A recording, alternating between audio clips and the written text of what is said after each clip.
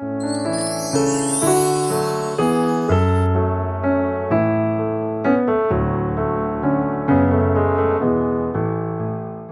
你老了，你的归宿在哪？你的依靠是谁？是你挚爱的子女，还是相依为命的伴侣？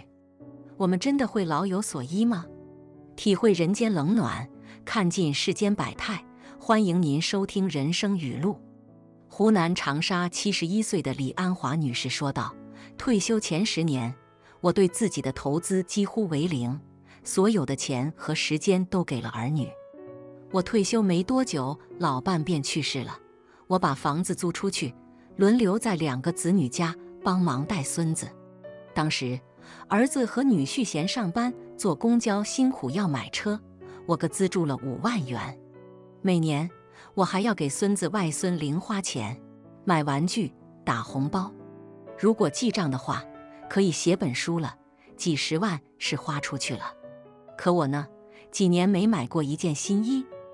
我在儿女家住了9年，买菜做饭搞卫生1人承包，买米提大件玩具都是坐公交搬回家，坐小车的福都没想过。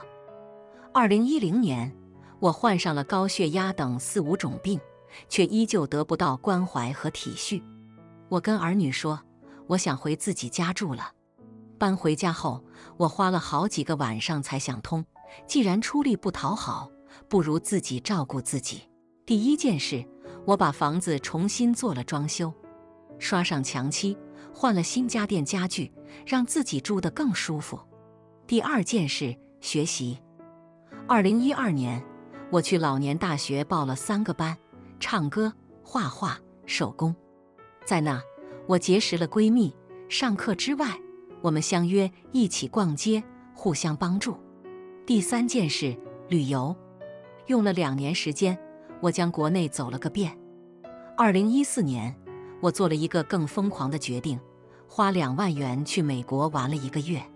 经历完这一切之后，我退出了儿女的生活，万事依靠自己，很轻松，很自由。我也是在这时才明白，活好自己，生活才会对你好。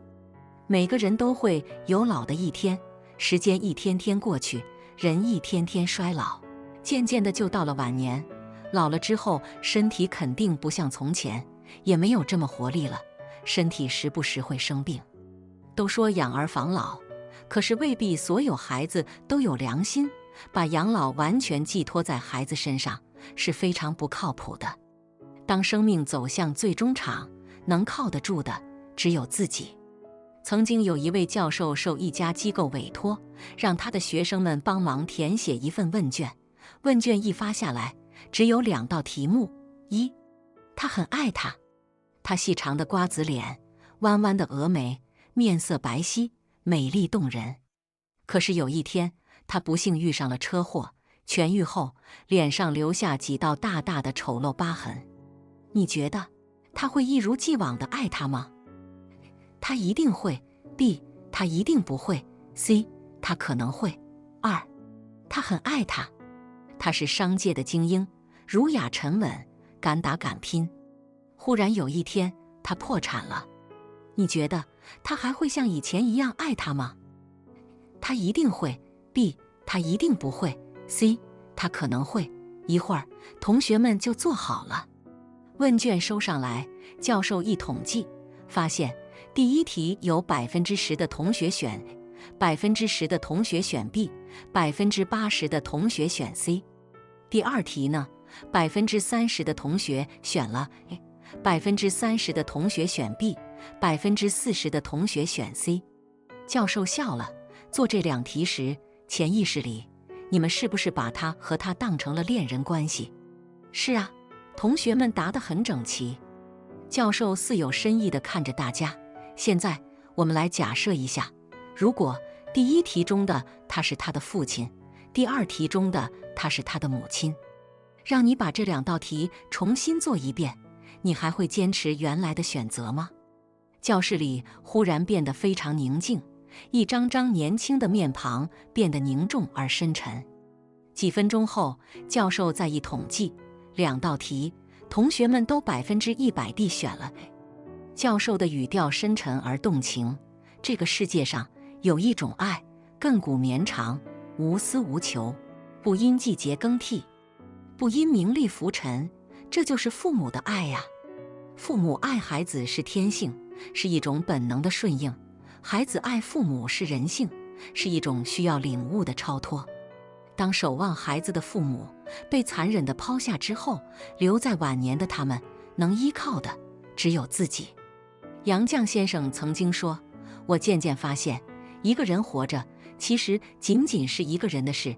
生活关照型的朋友可能了解我身上的每一颗痣，不一定了解我的心；精神交流型的朋友可能了解我的心，却又常常服我的意。快乐来了，最快乐的是自己；苦难来了，最苦难的也是自己。武汉大学社会学系博士王唐生说，多数老年人都受子女好、自己就好的影响，穷养自己，富养子女儿孙，却适得其反，累死累活讨不着半点好。孩子对你孝顺是福分，若孩子不够孝顺，我们也强求不来。做父母的千万不要抱着老了靠子女的想法过活。说到底，养老真的还是要靠自己，靠自己硬朗的身体，靠自己内心的充盈，亦多收集一些老伴。老伴绝不会从天上主动掉下来，而是用心经营的结果。在麻将桌上话话家常，通讯录里的老同学也别冷落了。参加几个兴趣社团，写写书法，画画国画，喝茶下棋，看书作诗，跳广场舞，晨练，不用多久，呼朋唤友的热闹日子就来了。二，不纠结，不瞎操心，快快乐乐每一天。想得多的人往往睡不好，睡眠对我们来说可是珍贵至极。别操心，别瞎想，儿女们早就成家立业，遇事有他们自己的主意。也不要和别人比名利地位，儿孙如何有出息等等，而要比谁活得更愉快、健康、长寿。三，财富规划要做好，银行卡里的钱够用就好，即使一个月1000元也可以过得很不错，反正坐公交车免费了，到老年大学1年缴几百块钱，就可以过得开心又充实。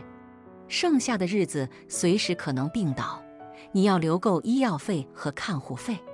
剩下的日子不多，临走时什么都带不走，所以你也不必过得太节省。四，一定要有医疗保险，不要怕麻烦，跑趟腿就能办好。